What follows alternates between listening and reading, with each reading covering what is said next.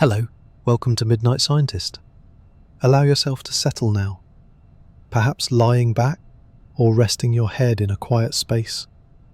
As you listen, remember, it is perfectly fine if your mind drifts. You may catch some words and miss others. This is not a lesson to memorize, but a story to rest beside. Tonight we will explore a question as vast as the night sky itself. Does space end? For as long as people have looked upward, we have wondered where the stars stop, whether there is a boundary or a wall or a curtain, or whether it all stretches on forever. The chapters ahead will guide us gently from ancient myths of a dome above the earth to modern science which speaks of expansion, horizons, and infinite possibility. We will not rush, we will drift through each idea as if walking slowly through a quiet field, letting the thoughts rise, then soften. And when you feel ready, I'd love to know something simple, something grounding. What time is it where you are right now? Is it day or night? Are you listening in sunlight or beneath the quiet of stars? Your answer becomes part of the story we share, a reminder that each listener rests beneath the same endless sky. So, let us begin our first chapter. If you ask 10 people to picture space, most will imagine blackness sprinkled with stars, a backdrop, a grand theatre's stage on which galaxies perform. That picture is soothingly simple. But space, as physics uses the word, is not just where things are. It is part of what things are. It's tangled with time into a single fabric, a four-dimensional weave that can bend, ripple, and stretch. Long, flowing thought. Tiny grounding pause. You don't need to memorize anything. Just let the idea sit like warm tea in your hands. Think of space not as a box you place objects into, but as the soft, flexible grid that tells objects how to move. While the objects, stars, planets, you tell the grid how to curve. If that's abstract, try this. Imagine a slow, heavy quilt. Set a glowing marble on it, and the quilt dimples. Roll another marble nearby. It arcs around the dip. Nothing pulls by string. The pathway itself is curved. That's the feeling of gravity when space isn't a background, but a participant. Now breathe. Even the darkest vacuum is not a glassy nothing. On the tiniest scales, space trembles with fields, quiet seas that can never be perfectly still, little pairs of now you see me, now you don't. Disturbances flicker in and out like fireflies. You glimpse at the edge of vision. You don't have to chase the jargon. The lullaby version is this. The emptiest place you can imagine still has a faint hum, like a room after the music stops, where the piano strings keep ringing, so softly you can feel it more than hear it. This matters for our big question, because it turns space from an empty container into something with personality, elastic, energetic, and capable of changing its own size. The stage can widen between the actors, even if the actors aren't walking. We'll return to that gentle strangeness when we talk about expansion. For now, just tuck away the idea that a vacuum is an active quiet, not a perfect silence. When we ask, does space end? We secretly smuggle in the image of a room with walls. Walls give comfort. They tell us where things stop. But edge and end are everyday words, and the universe may not share our vocabulary. There are at least 3 ways a thing can feel endless. It's actually infinite. No matter how far you go, there's always more. It's finite but unbounded. There's a limited amount of space, but there's no edge to bump into. It's bounded, but you can never reach the boundary like a mirage that recedes as you walk. Each option is gentle but profound. We'll visit each in later chapters. For now, notice how all 3 replace the sharpness of end with the smoothness of continuation. It's like trading a cliff for a circle, a stop sign for a horizon. Now, exhale. Imagine a footpath through a dark field, lit by a line of lanterns. You can only see as far as the glow stretches, perhaps 20 lanterns ahead. Past that, there's no visible trail, not because the path ends, but because the light does. If someone asked, "Does the path end there?" you'd shrug and say, "That's just as far as I can see." The universe offers us something similar. We live inside a softly lit bubble, defined by how far light and other signals have had time to travel since the cosmic beginning. The bubble feels like an edge from inside it, but it may only be a limit of sight, not of existence. We'll give this bubble its proper name, the observable universe. Next time, before we wade deeper, a small reassurance. You don't have to solve the universe to sleep well tonight. We're not hunting for finality. We're practicing a kind of cosmic listening, patient, non-urgent. We'll ask careful questions, state what seems likely, and keep a polite distance from what's still uncertain. Wonder is a soft light. It doesn't glare. We welcomed the night. We named our question. We softened space from a backdrop into a fabric that can curve and hume. We eased end into possibilities, infinite, unbounded, or unreachable in practice. No cliffs, no panic. Just a large room with very dim lighting. In the next chapter, we'll walk to the edge of our lantern light and look outward from there. Close your eyes if you like. Feel your breath as a tide. The universe is big, but your world, this pillow, this moment is enough. Let's walk together to where our lantern light thins. Astronomers have a gentle name for that place, the observable universe. It sounds like a border, but it's really a circle of sight, defined not by a wall in space, but by time itself. Light moves quickly, yet not instantly. It needs time to cross the distances between things, and the universe has only offered so many years for that journey so far. What we cannot observe isn't necessarily gone or forbidden. It may simply be too far for its light to have arrived. Think of everything you can ever see as a collection of whispers. Nearby stars are messages that left moments or years ago. Distant galaxies are postcards mailed when Earth was young. The farther we look, the further back in time we listen. If you could make the shape of all those messages, it would look a bit like a cone, its wide mouth at your eyes, narrowing into the past. Cosmologists even call it a light cone. Soft image, simple idea. Our horizon is a time shadow. There's a soothing twist, because space itself can stretch. The galaxies that sent us ancient light are now much farther away than the age of their message might suggest. You may hear that the universe is about 13.5 billion years old, and think, so the furthest we could see must be 13.5 billion light years. But the stage has been expanding while the light travelled. It is as if you started walking toward a lighthouse at dusk, while the ground quietly lengthened beneath your feet. The beam still finds you, but the shoreline has shifted. Today, the edge of our observable bubble, measured in the gentle language of where those sources are now, sits several dozen billion light years away. The exact number isn't a lullaby's job. What matters is the picture. The farthest things we can see now are much farther now than their light's age alone would imply. An image can help. Imagine raisin bread dough rising in an oven. The raisins are galaxies. As the dough inflates, every raisin watches the others recede. None of the raisins has to crawl through the dough. The dough does the stretching. No single raisin is the special center, because from each raisin's point of view, all the others drift away. That's how expansion feels, from everywhere at once. Now, breathe, and picture the space between raisins growing so softly you only notice by the widening of the view.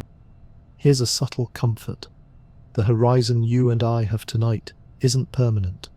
With every year that passes, new light, set out long ago, will arrive and join our view. The lantern line stretches.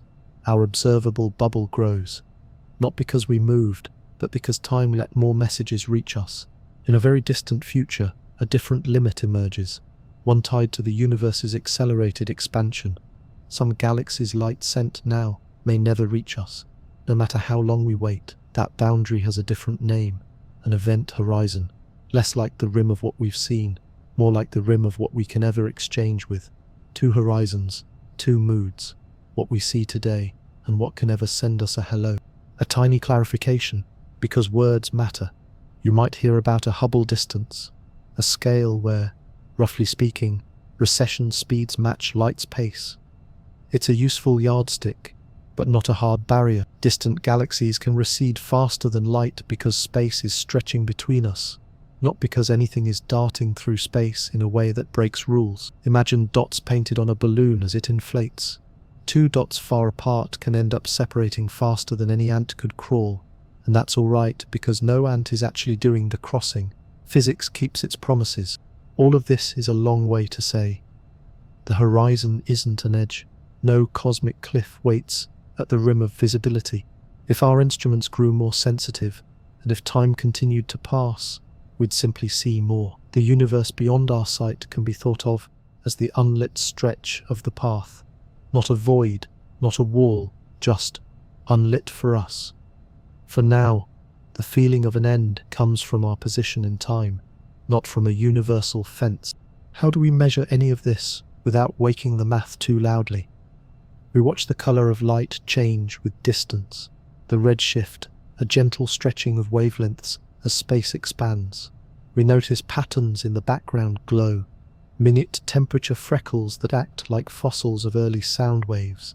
We compare brightnesses of certain standard candles, like particular supernovas, whose true shine we have reason to trust. None of these techniques by themselves is a bedtime story. Together they become one. When multiple quiet measurements hum the same note, we take it as a sign we're hearing something real. Let's rest with a softer analogy. Picture yourself floating in a warm lake at night. The water feels endless, but your world is the circle your lantern makes on its surface. That circle grows very slowly as your eyes adjust, as the lantern's wick settles, as your breathing calms. There may be shores and inlets beyond what you can see. There might be other swimmers far away, floating in their own halos of light, each sure that the lake is centered on them, because to experience is to be at the center of what's experienced. No one is wrong. Each is simply local. The lake holds them all. A few gentle misconceptions dissolve here. The observable universe is not a bubble we could puncture with a spaceship.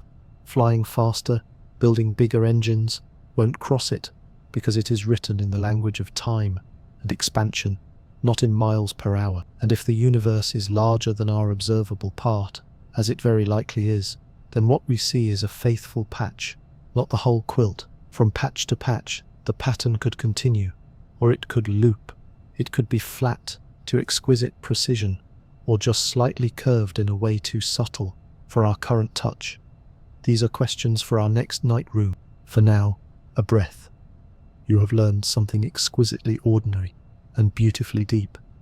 Our sky has a horizon, the way an ocean does, not a barrier, a limit of view. Horizons move when we move and grow when we wait. The universe beyond hasn't vanished. It's simply elsewhere in time, relative to us. Mini recap: we reframed edge as horizon, met the idea of the observable universe, visited the first clear light after the early fog, and untangled why distances don't behave like road miles when space itself expands. The takeaway is soft but strong.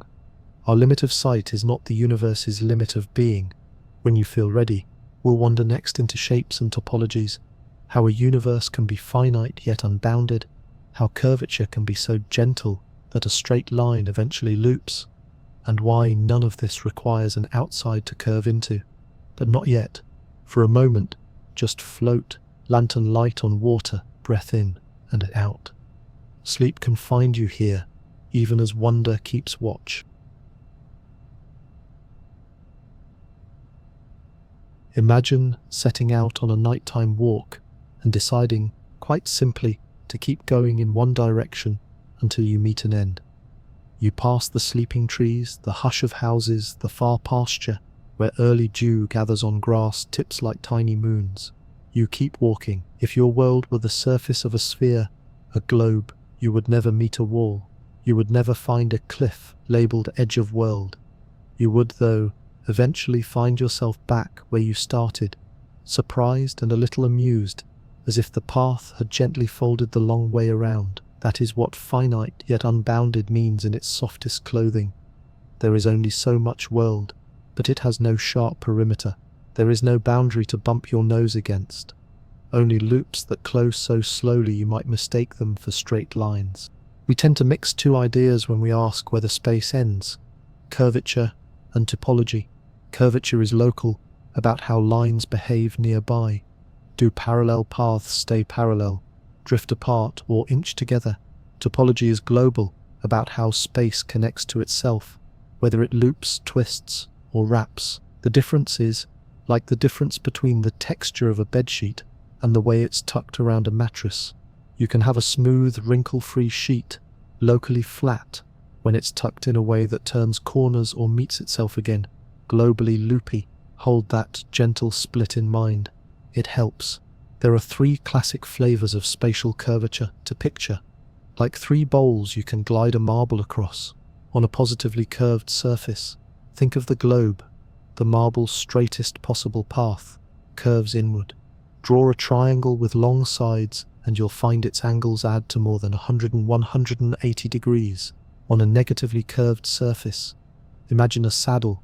The straightest lines splay apart and triangles add to less than 180 degrees, giving the shape a subtle, restless openness. And on a flat surface, the familiar rule holds: parallel lines stay parallel. Triangles add to 100 and 180, and the marble rolls straight or as straight as our hands can guide it. Space in 3 dimensions can carry any of these moods, and it can carry them in a way so gentle that you and I cannot feel the bend with everyday senses. The universe could be nearly flat and still be wrapped in a topology that loops without edges, the way a video game world might wrap so your character exits the right side of the screen and re-enters on the left without ever hitting a border. That video game wraparound is close to a classic, unbounded shape. The torus, familiar as a donut. The surface of a donut is finite. You could paint it with a finite amount of paint, yet if you walked along it forever, you'd never meet a seam. You can model a torus for your mind by taking a flat square and declaring that the left and right edges are secretly the same place, and likewise the top and bottom edges. Step off the right, you return from the left. Step off the top, you re-enter from the bottom. No walls, but also no infinite acreage. In 3 dimensions, a similar idea exists. Glue opposite faces of a room to each other in the same wraparound way, and you create a 3 torus, a finite but unbounded space, with no privileged center, no outer shell. Now, breathe. Nothing here demands that space be embedded in a larger outside. The donut metaphor often tempts us to imagine a pastry floating in a bigger kitchen, but that's only an aid for our eyes. Mathematically, the surface of the donut is a complete world unto itself. Outside is optional scaffolding for our visualization. Likewise with the balloon analogy, we imagine ants walking on the surface as the balloon inflates. The ants have no access to the air inside or outside the balloon. For them, the surface is the whole world, able to expand without any need to expand into something. This helps relieve a common itch. What does the universe expand into? By softly pointing out that expansion can be a change in relationships within space, not a growth into a larger room. If you lived in a finite, unbounded room, our hypothetical 3 torus, you could, in principle, detect it by noticing that light could take more than one route to reach you, looping around the room in different ways. A single faraway galaxy might send multiple images, arriving from different directions, like a friendly echo that found several corridors. The sky would hold faint repeating patterns, as if a tapestry design repeated with a cosmic measured regularity. In practice, finding such repetitions is hard. The patterns would be delicate, blurred by the universe's long history of expansion, and by the way dust and structure complicate the view. Still, the idea is a sweet one, that topology could whisper by repeating itself. Another way to tell curvature's story is with triangles, the gentlest of rulers. Picture laying a triangle across the sky, not with sticks, but with beams of light and careful measures. If the triangle's angles add up to more than 180 degrees, space leans toward positive curvature. If less, negative. If very, very close to exactly an 180, then space is very close to flat. Measurements suggest the sum is often within a hair's breadth of flatness, so close that if there is curvature, it's a vast, slow bend. Like the curve of Earth you only notice from high above the ocean. That doesn't decide topology by itself. A nearly flat universe can still be sewn in a looped way, but it does tell us the sheet, locally, lies smooth beneath your fingertip. You might wonder how a looping universe could avoid having a center. We're so used to orbits around something, wheels around a hub, that we expect loops to be anchored. But a looped topology like a torus is centerless in a quiet sense. Every point can be treated as the origin of coordinates, without contradiction. No point is special. If you think of a map that wraps at its edges, there's no single point where the wrapping begins. The rule of connection holds everywhere at once. The cosmos, if topologically wrapped, could feel democratic, each observer in their own soft-lit bubble, each seeing a similar vastness, none appointed the middle. Let's spend a moment with negative curvature, the saddle case, because it shows us something poetic. In a negatively curved space, there is more room than you expect as you move outward, like a city whose streets keep splitting into extra alleys. So the perimeter grows faster than your intuition predicts. Lines that begin side by side diverge. Circles of a given radius enclose more area than a flat geometry would allow. If our universe carried such curvature on large scales, distances and volumes would scale differently.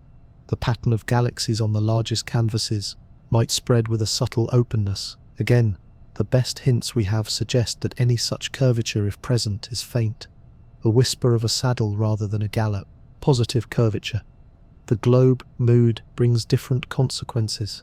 In a strongly positively curved space, go far enough in one direction and you return. Light, too, can loop, eventually meeting itself. Volumes grow more slowly than in a flat space. A sphere drawn around you encloses less space than you'd predict from flat intuition. If such curvature were strong and small-scaled, the sky would carry obvious signatures. The fact that we don't see brazen repeats, tight loops, or dramatic deviations suggests that if space is spherical in that global sense, its radius of curvature is very large. Picture a grapefruit. You can't tell from a plane without walking for ages. Only then do you feel the turn. Between curvature and topology hides a vulnerable, beautiful thought.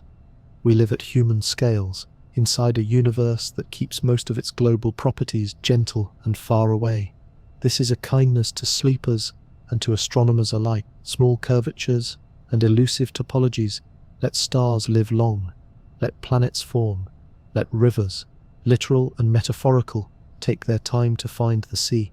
If the universe were tightly curved or sharply looped, the signatures might be loud, the repetitions many, the night loud with obvious patterns. Instead, we have hush and the patience to tease out what's true. Now imagine carrying a long, luminous thread and stretching it across the room of space. The thread follows a geodesic, the straightest possible path permitted by the shape of the room.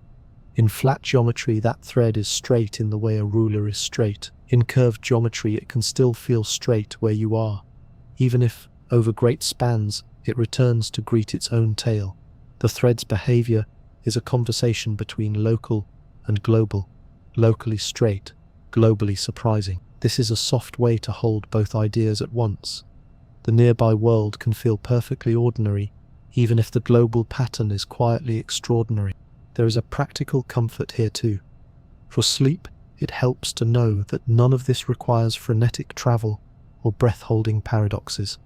You are not expected to board a starship and discover the universe's topology by circling it. Instead, we let light do the traveling for us, and we learn to read its stories. We ask whether background patterns on the sky repeat in ways that suggest wrapping. We watch how standard rulers and standard candles draw triangles for us without our lifting a finger. We listen to the hum of the ancient light and see whether its freckles line up in circles that would betray a loop. We don't have to press our noses to a wall to know whether one exists. We can infer the shape of the room by the way sound carries, by how the furniture arranges itself, by how echoes arrive. If space is finite yet unbounded, does that mean there is a total amount of universe? Perhaps, But the phrasing is trickier than it looks. A finite volume could still host an uncountable richness. Size is not the same as possibility, and even if the global volume is finite, the part we can observe is only a patch, expanding in its own way with time. Finite doesn't impoverish. Unbounded doesn't imply a lurking wall. The dichotomy is dissolved by smoothness, the way a circle dissolves the idea of a beginning or end when you walk it. Let this become an image for you. A lantern carried along a path that, unbeknownst to you, loops the world. You walk, and the ground never scolds you with an edge. Stars rotate overhead, seasons tilt and return, and one night, many winters later, you find the cottage where you began. The door creaks just as it used to. Your key still fits. The loop felt like an endless straight line the entire time, because your lantern showed only the next few steps. That is finite, yet unbounded. Not a trick, a kindness. So the journey feels simple, even when the map is deep. This chapter may leave you with a soft sense of circularity. Good. The mind likes to rest on shapes that close. Before we drift on, a small recap. Curvature tells us how straight lines behave nearby. Topology tells us how the whole room connects. Spaces can be finite without edges if they loop. Like a torus, they can be nearly flat locally, while still being globally wrapped. The universe may carry only the barest hint of curvature, so gentle it hides beyond our current sensitivities, and its topology may be subtle enough to whisper rather than sing. When you're ready, we'll visit the expansion itself, the quiet stretching of distances, and why this growth has no center, no outer rim, and no need to invade an outside. We'll let raisins in dough and lanterns on water guide us again, and we'll see how something can grow everywhere at once without leaving anywhere behind. For now, let your breath loosen. The room you're in is boundary enough. The night holds.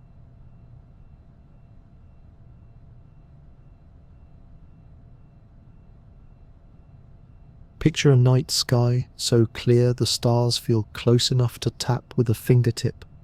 You're lying back, breathing slow, and if you listen with your whole attention, you might sense a very quiet widening, like a curtain being drawn. Not away from one window, but away from all windows at once. That is the mood of cosmic expansion. It isn't a wind. Nothing rushes past your cheeks. It is the distance between far things growing, softly, everywhere at once. The friendliest kitchen table picture for this is raisin bread dough. Scatter raisins in a lump of dough and let it rise.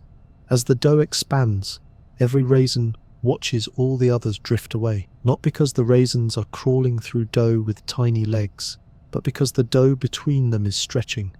From any raisin's point of view, the scene looks the same. Neighbors recede.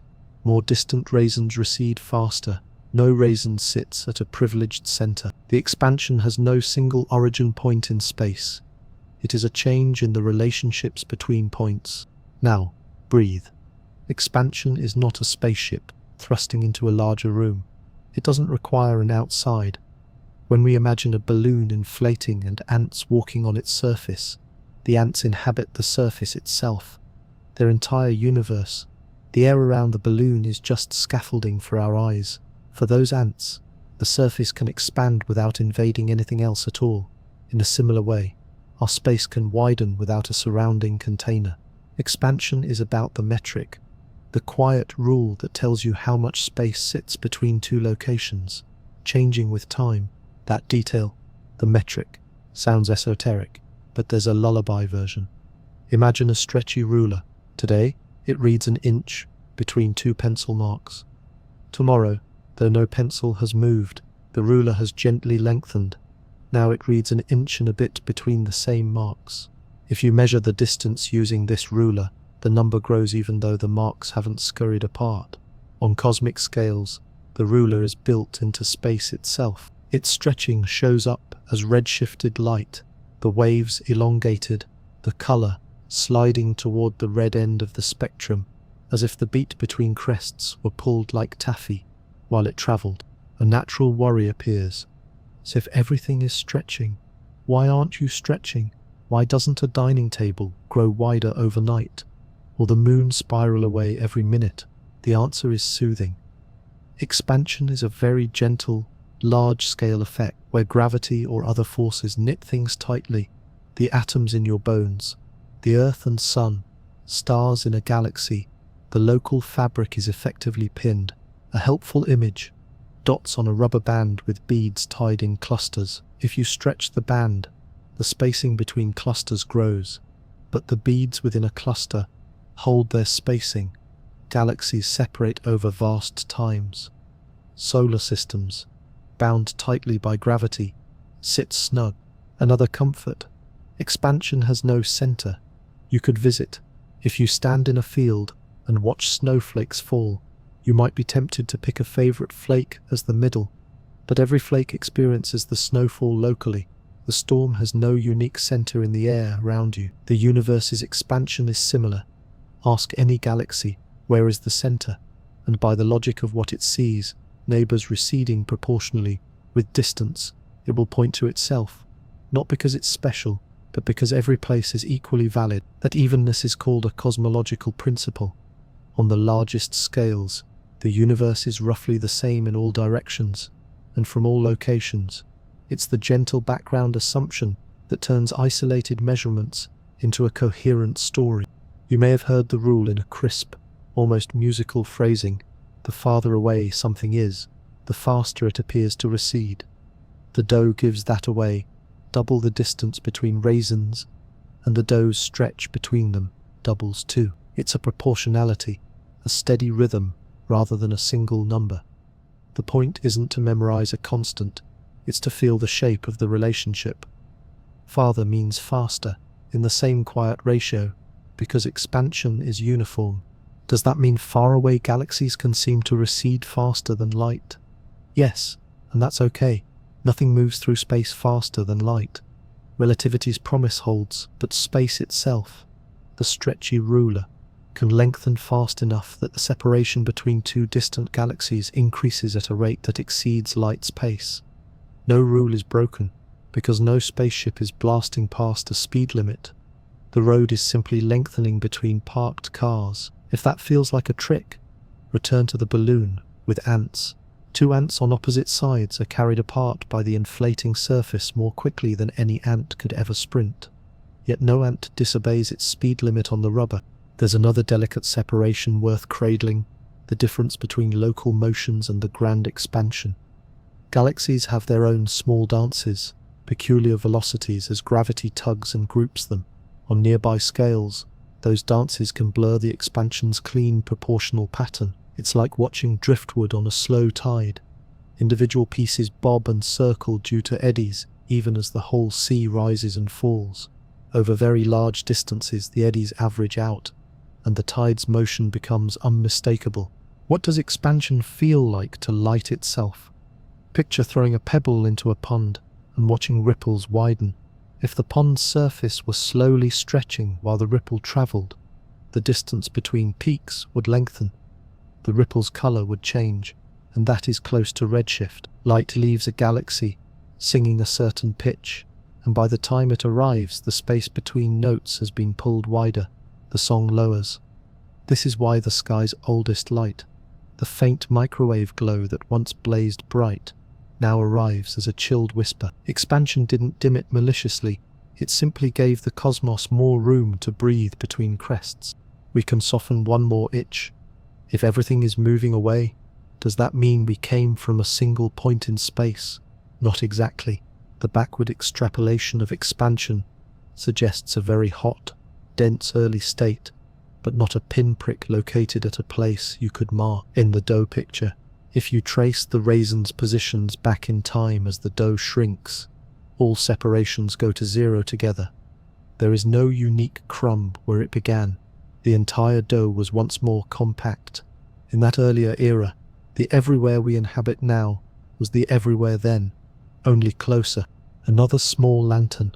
Expansion is not steady in its mood across all cosmic history.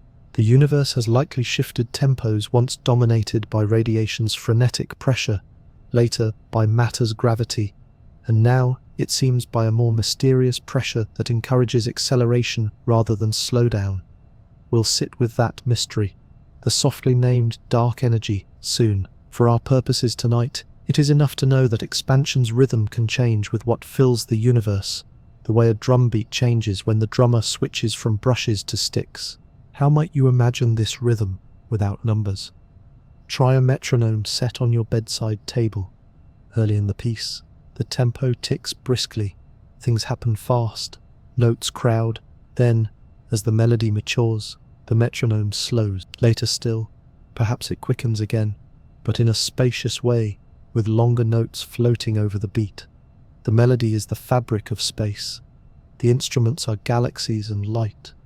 The metronome is the hidden balance of contents, steering the expansion's mood. We listen, we infer, we hum along as best we can. If there is no edge and no center, where do boundaries enter the story? Not as walls, but as horizons of communication. Earlier we whispered about two, the horizon of what we've seen so far, and the more solemn horizon of what can ever send us a message if the accelerated expansion persists. Expansion draws these horizons the way tides draw shorelines, subtle, shifting, more about relationships than about stone borders. They are not fences you could fly to. They are limits, written in time.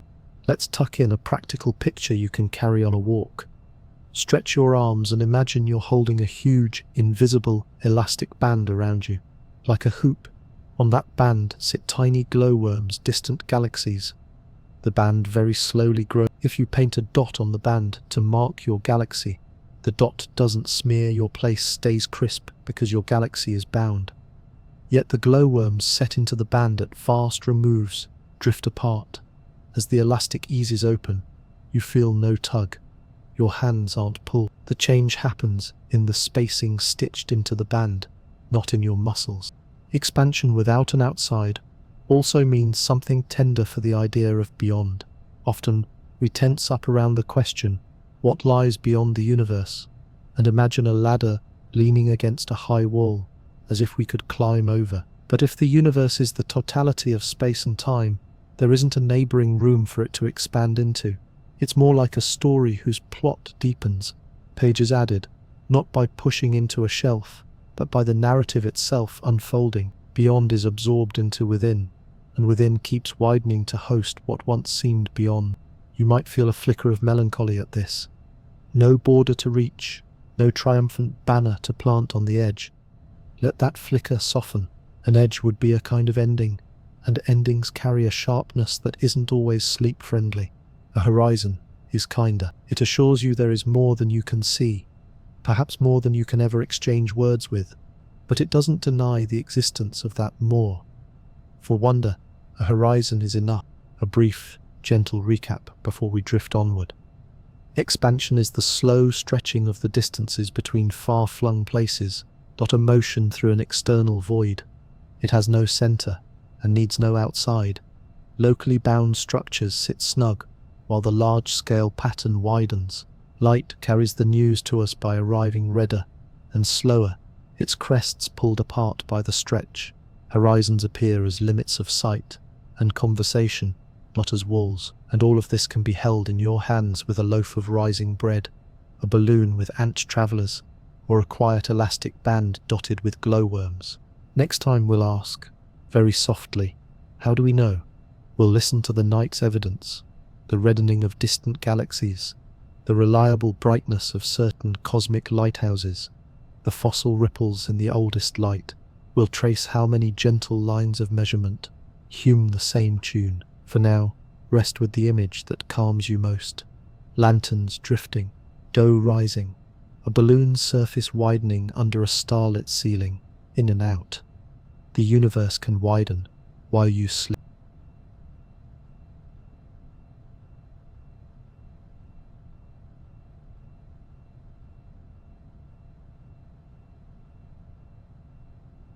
Walk outside with a quiet heart and look up. The sky looks like a picture, still and serene, but it is really a symphony in slow motion. To learn whether space ends or how it behaves on the way to any imagined edge, we listen for consistent notes across many instruments. No single measurement has to carry the whole truth alone. Like a lullaby, The melody becomes clear when multiple soft voices sing the same line. Begin with the simplest whisper. Color. Starlight and galaxy light arrive stretched, their waves lengthened on the journey. That gentle stretch, redshift, is the sky's way of telling us that the space between us and distant things has expanded while the light traveled. It's not that galaxies sprinted through a cosmic hallway and got out of breath. The hallway itself quietly grew longer. When we sort many galaxies by distance and measure how much their light is stretched, we find a steady pattern. The farther the galaxy, the greater the stretch. That harmony hints at a uniform widening, not a chaotic scramble.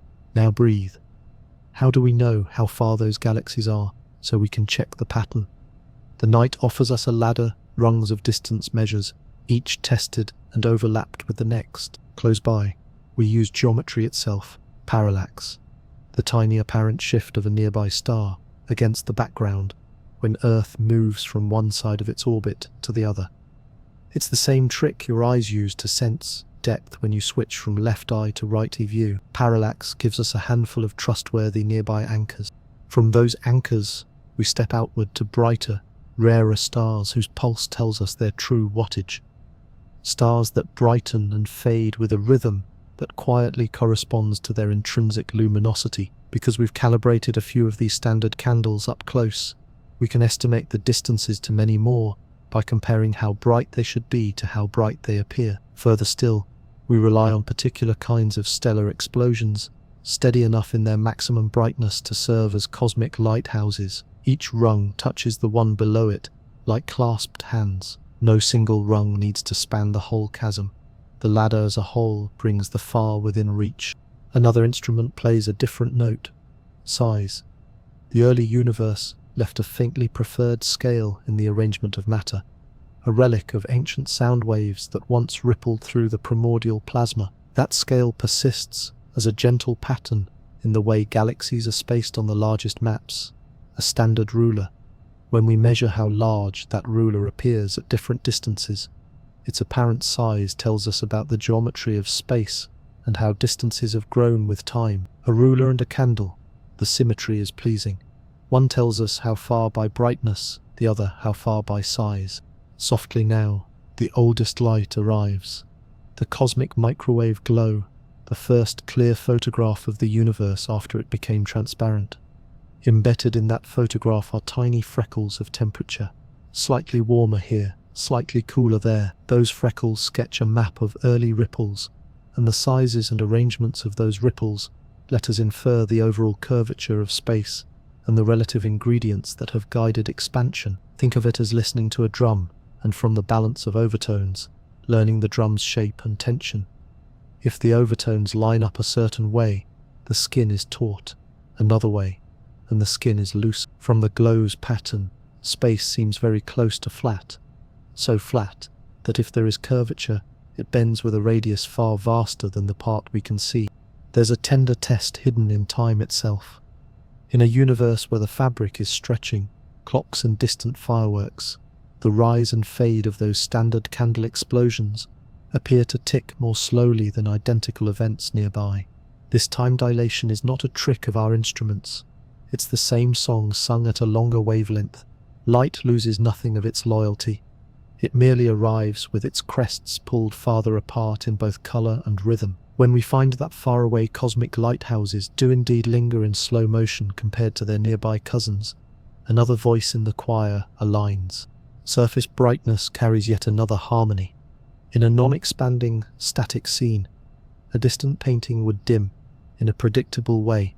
Its area shrinks with distance, but the light from each point remains the same. In an expanding universe, though, each square patch of a distant galaxy is not only farther away, its light is also spread out in time and color. The result is a stronger dimming with distance, the kind of dimming expansion naturally predicts. We look, we compare, and we find that the sky agrees with this expectation like a patient nod. Gravitational lensing adds a quiet curve to our understanding. Massive clusters of galaxies can bend light, passing near them, acting as cosmic magnifying glasses.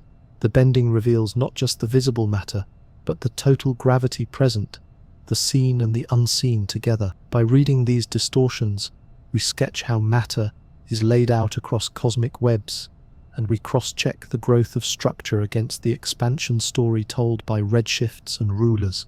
It's as if the universe lets us rub a pencil over a raised pattern to reveal an embossing we can't see directly. Maps help too. Survey after survey paints the large-scale arrangement of galaxies, filaments and voids, clusters and sheets, like froth frozen mid-slosh. The way these patterns have grown from the almost smooth early state into the lumpy present depends on how quickly distances expand, how strongly gravity pulls, and what sorts of ingredients are in the mix. When computer models seeded with the early ripples grow into structures that look like our maps, when the cosmic batter bakes into a cake whose crumb matches the real one, we take comfort. Many small, independent facts hum in tune. Even the darkness speaks. Vast regions with very little light. The spaces between galaxies, laced with thin gas, imprint delicate patterns on the light of even more distant beacons. As those beams pass through intergalactic wisps, they pick up a faint comb of absorption lines, like notches carved by ancient tides. This forest of marks traces the distribution of matter along the line of sight, and again tells a story compatible with the picture already forming. A universe expanding, structures slowly assembling, the whole vastness governed by simple, quiet rule. Now, a gentle caution. Evidence is tender. Each method carries uncertainties and assumptions, and sometimes those assumptions need refining. Instruments have personalities, calibrations drift. Skies don't always cooperate. That's why the overlapping approach is so comforting. When rulers, candles, clocks, lenses and background harmonies all point in the same broad direction, we have more than a hunch. We have a softly interlocking mosaic. You may have heard whispers that not every detail fits perfectly, certain tensions in how fast the present-day expansion seems to be, depending on which rung of the ladder you stand on. It's all right to let that exist without bracing. Science, like rest, happens in cycles. Gather, compare, adjust, repeat. Maybe the instruments need a kinder calibration. Maybe the cosmos is hinting at new subtleties. Either way, the broad melody remains steady, and the bed remains soft. What then do these harmonies say about edges? Simply this: everything we can measure so far fits a picture with horizons, but no walls, with expansion that needs no outside, with curvature so slight that straight lines feel faithfully straight over grand spans, and with topologies that, if exotic, leave only faint, hard-to-catch signatures. Our measurements are local compared to everything, yet they are local in the most generous sense, reaching across billions of light years, touching the fossil light of an almost newborn universe. From such reach, a modest confidence grows. If this chapter feels like a gentle checklist, that's intentional. When we ask a big question, reassurance often comes from many small yeses rather than one thunderclap. Yes, distant light arrives. Stretch. Yes, clocks far away seem to tick more slowly, just as they should if space has widened during their song. Yes, a standard ruler in the galaxy pattern looks the right size. Yes, the oldest light's freckles carry the right balance to suggest near flatness. Yes, the way structures have grown matches a patient, long expansion. No single yes outweighs the others. Together they form the cradle. Let's soften the imagery into something bedside. Imagine you're dozing on a porch swing at dusk. The creak of the chain repeats at regular intervals. You notice the scent of rain drifting in, the way the wind moves the leaves, the coolness on your skin. Each sense hints at the same thing: weather on the way, even if no single sign was decisive. You never needed a siren to know. The cosmos is like that porch, and we are patient observers. Light's color, time's dilation, patterns in maps, the curved paths near massive gatherings, the hum of ancient photons, all shift in a way that suggests one overarching mood. Mini recap held lightly. We read the night with candles and rulers, with clocks and lenses, with maps of galaxies and the fossil glow of the first light. Their harmonies point to an expanding space, nearly flat in its local geometry, possibly looped in its grand topology, but if so, in ways too subtle for our instruments to shout about yet. Horizons arise from time, not from walls. The question, does space end, remains open in certain poetic senses, but the evidence gently leans toward a universe with no cliff's edge to find. When you're ready to wander on, we'll light a new lantern. The acceleration of that expansion, the mysterious pressure that seems to encourage distances to grow faster over time. We'll approach it as we've approached everything else, slowly, kindly, with metaphors at the ready, and no rush to solve what might prefer to remain a soft, intriguing hush for now. For the moment, breathe. Let the choir fade to a single note. The sky is still singing, whether your eyes are open or closed. Lie still for a moment and imagine the universe as a great, silent kite. For a long time the string played out, the kite climbing but slowing, as if gravity, the shared tug of all matter, were gently reeling it back. Then sometime in the middle chapters of cosmic history, the mood shifted. The kite began to catch a breeze you couldn't feel with fingers, a subtle tailwind encouraging it upward faster than before. Nothing snapped, no drums, just a change in the background push. That is one way to picture cosmic acceleration. We've already met expansion, distances between far-flung galaxies growing over time. Acceleration adds a soft adverb. Increasingly, the widening itself widens faster. The effect is delicate, only obvious across vast spans, the way you notice a river's bend, only from the hill above the valley. Up close, bound things mind their own business. Stars stay tucked in galaxies, planets keep their paths, mugs remain. Mugs on bedside tables. But when you step back to the largest canvas, the paint seems to relax outward, ever so slightly more quickly as the ages pass. What could gently urge emptiness to widen? We give the unknown a placeholder name, dark energy. Not because it is literally dark. Darkness is simply the absence of light. But because we do not yet see it, except through its influence. The quietest candidate is something with the temperament of a constant, an energy woven into space itself, equally present everywhere, changing not with where you are, but simply being there. If the fabric carries a uniform energy, then as the fabric grows, more of that energy comes along for the ride, rather than thinning like matter does, spreading and diluting. The constant hum does not dilute over time. It comes to dominate the tempo, the way a soft drone beneath a song can become the mood you notice most once the louder instruments tire. A paradoxical phrase helps: negative pressure. In daily life, pressure pushes outwards, like air in a balloon. In the equations that describe space's stretching, a uniform energy that doesn't thin acts as if it has a pressure that gravitates in the opposite way, encouraging expansion to hasten rather than break. The metaphor is imperfect. No actual balloons are being crushed or inflated by the cosmos's mood. But the gist is soothing. A certain kind of energy steadies the stretching and then leans on the accelerator, gently. If we choose a less abstract name, we reuse an old friend, the cosmological constant.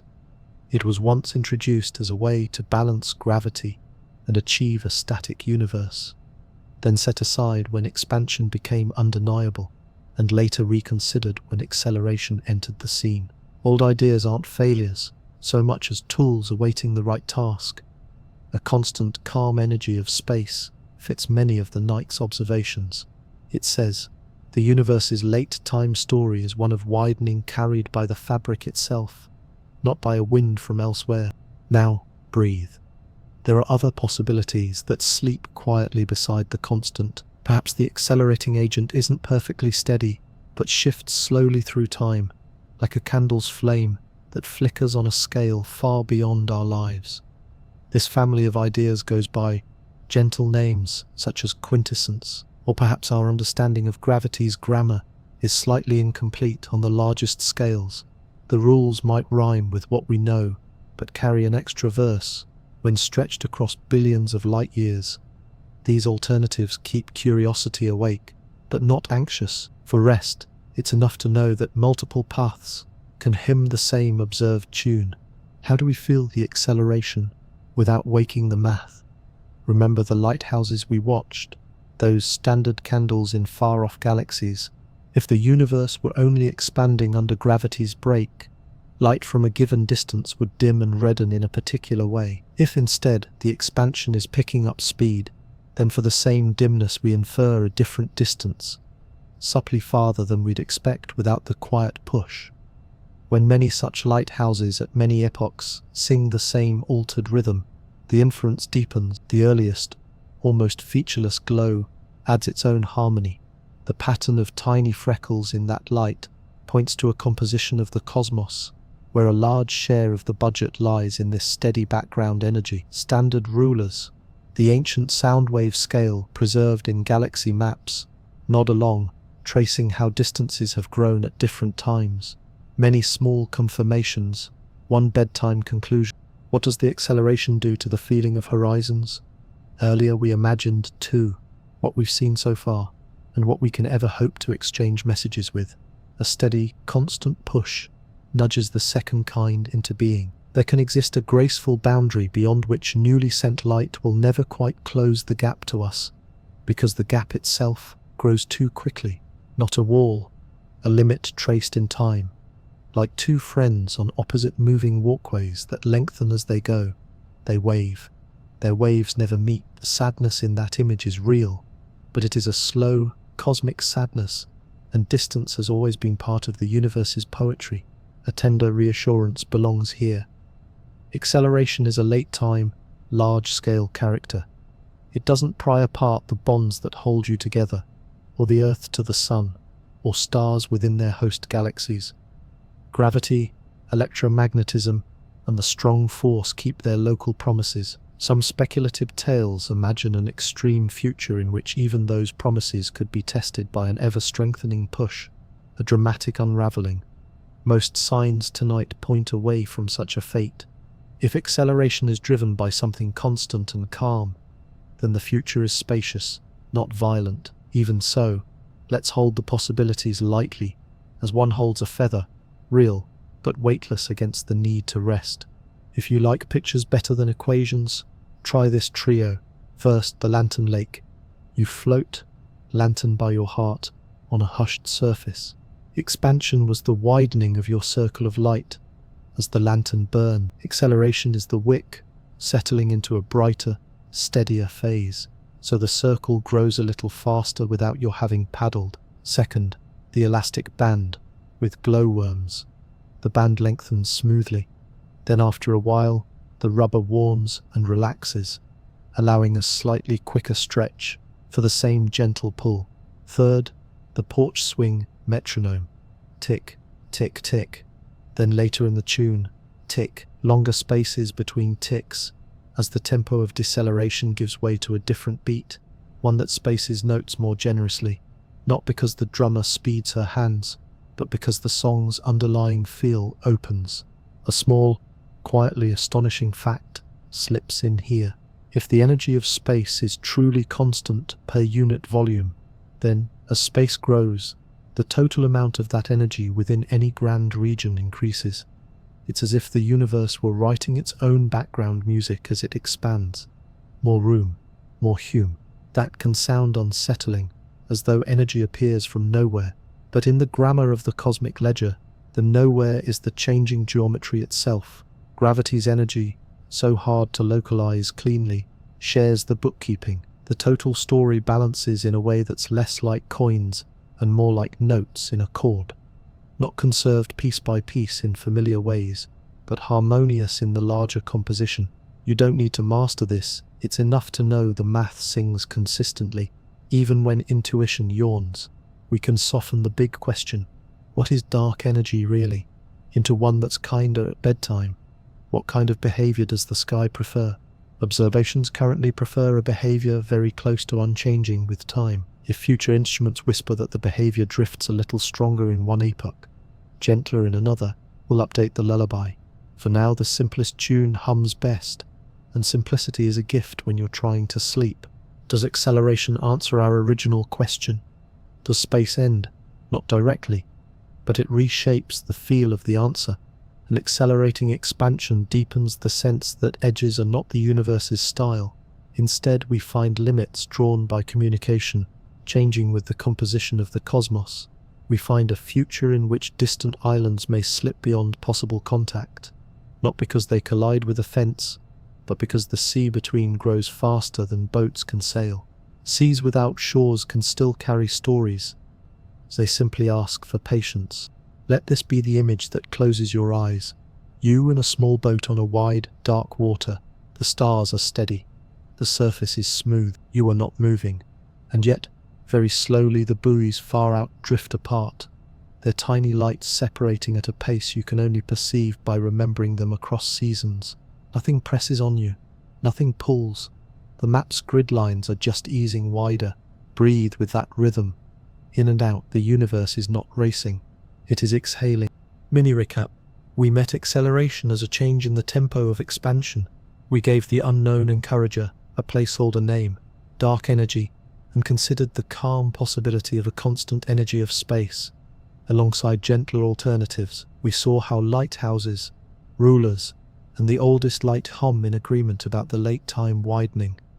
We folded in horizons, reassured ourselves about local bonds, and replaced alarms with images soft enough to sleep beside. When you're ready, we'll turn to another quiet character. What space is like on the smallest scales, fluctuations and fields, the teacup tremors of the vacuum, and how that restless stillness might relate to the large-scale calm we've just held. Or, if you prefer, we can sail ahead to the universe's possible fates and see how different ingredients sketch different endings and ever-afters.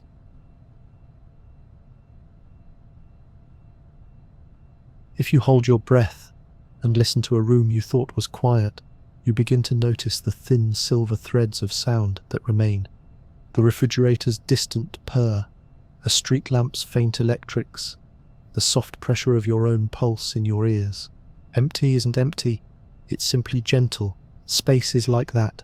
The word vacuum suggests a perfect absence, but physics treats it as a kind of background music, a lowest energy state of many fields, still quivering with the smallest possible motions. Tonight we'll let that idea unspool without hurry, because it offers a tender link between the smallest tremors and the largest hush. Begin with a shift in picture. Instead of imagining little particles as billiard balls moving through a void, imagine that the universe is permeated by fields, smooth, continuous presences defined at every point in space. Where a field vibrates in just the right way, we interpret a stable ripple as a particle. A photon is a melody in the electromagnetic field. An electron is a stable pattern in the electron field. The fields are the stage and the actors, both at once. When we say vacuum, we don't mean the fields are absent. We mean they're at their quietest allowable settings, which still includes a restless shimmer, because quantum rules won't let them be perfectly still. That shimmer is often described with playful shorthand, virtual particles that pop in and out, but it's kinder at bedtime to keep the image soft. Think of a pond on a windless night, not glass flat, but alive with subtlest ripples that never completely vanish. On very small scales, those ripples matter. They tug ever so slightly on the energy of space, nudge the properties of particles, and leave fingerprints in phenomena that careful experiments can feel. You don't need the equations to appreciate the mood. The vacuum hums. Now, breathe. The hum leads naturally to a question whose answer is part whisper, part shrug. Does this restless stillness have anything to do with the dark energy we just held in? Chapter 6. The calm push that encourages cosmic acceleration.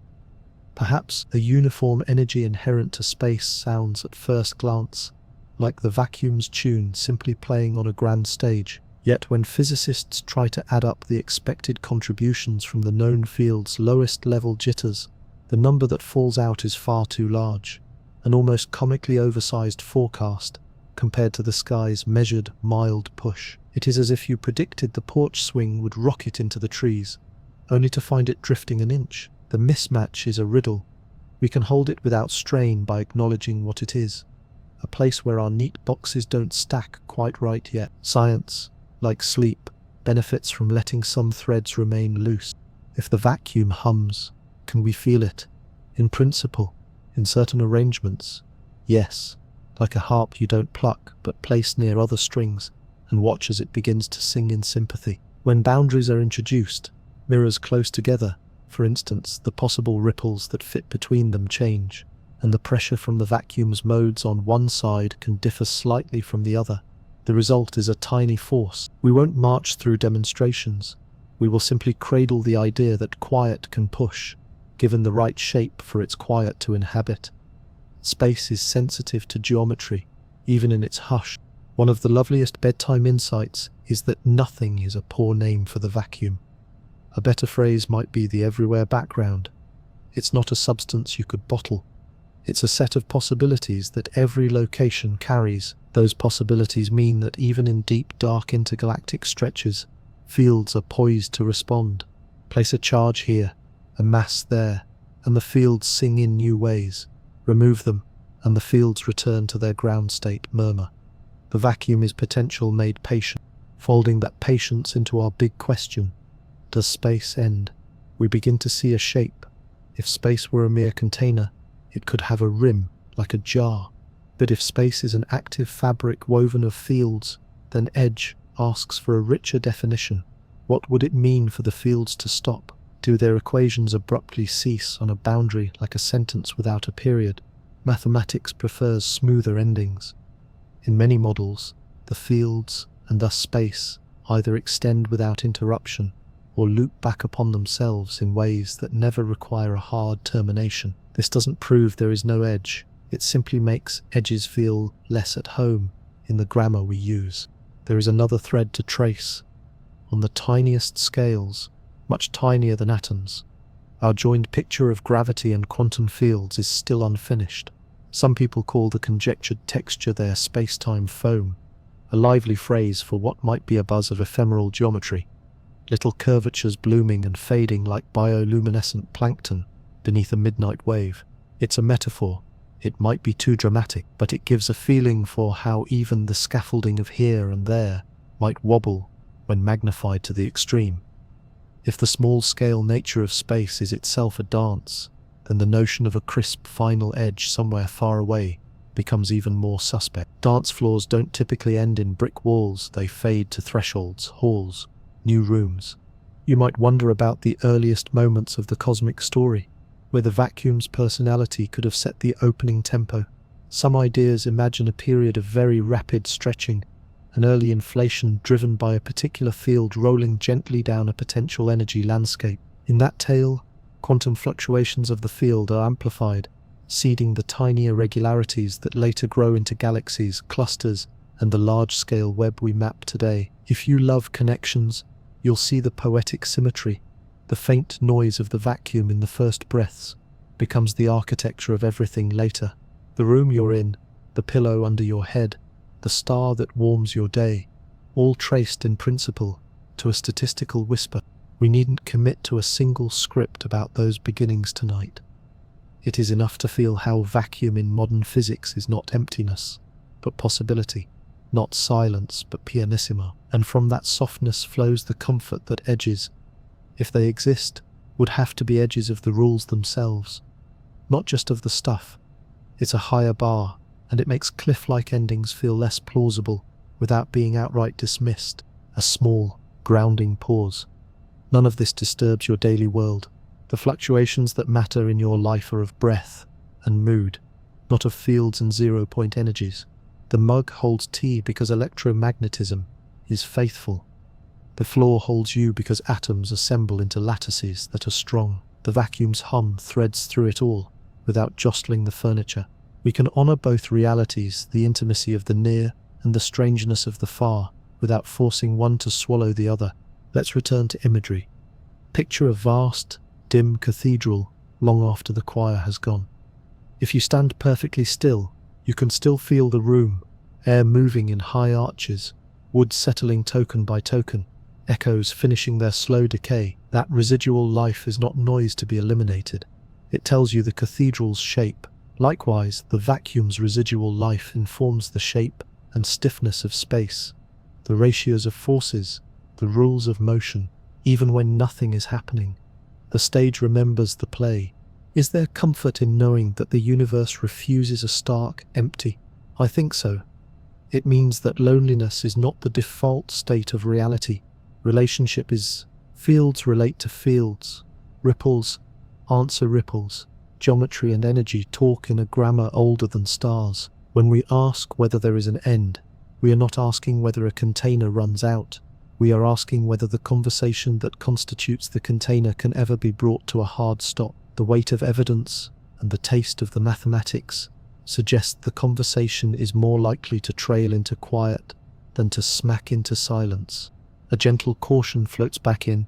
Metaphors are guides, not maps. Foam, Hume, strings, fields.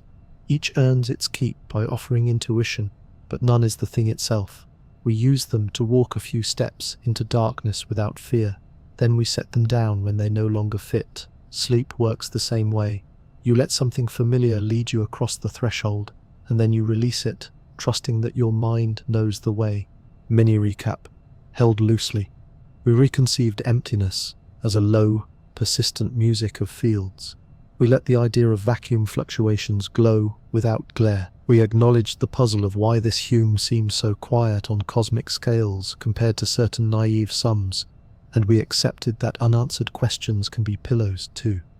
We touched the hint that early, amplified whispers may have seeded all later structure, and we folded the theme back into our original question. Edges look less like walls and more like limits of description, when space itself is an active participant. When you're ready, we can drift next to that early breath, more explicitly.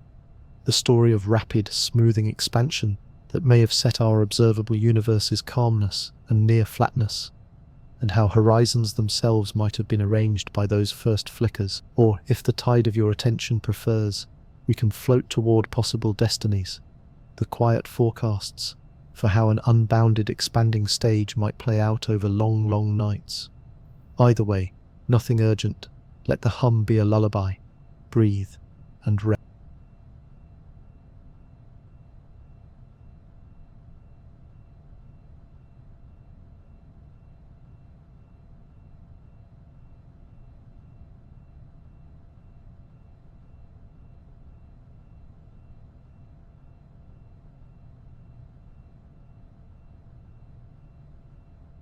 Imagine a bedsheet fresh from the line, cool in the night air, a little rumpled from being folded and carried. You lay it across the mattress, and with one patient sweep of the hand, the wrinkles relax.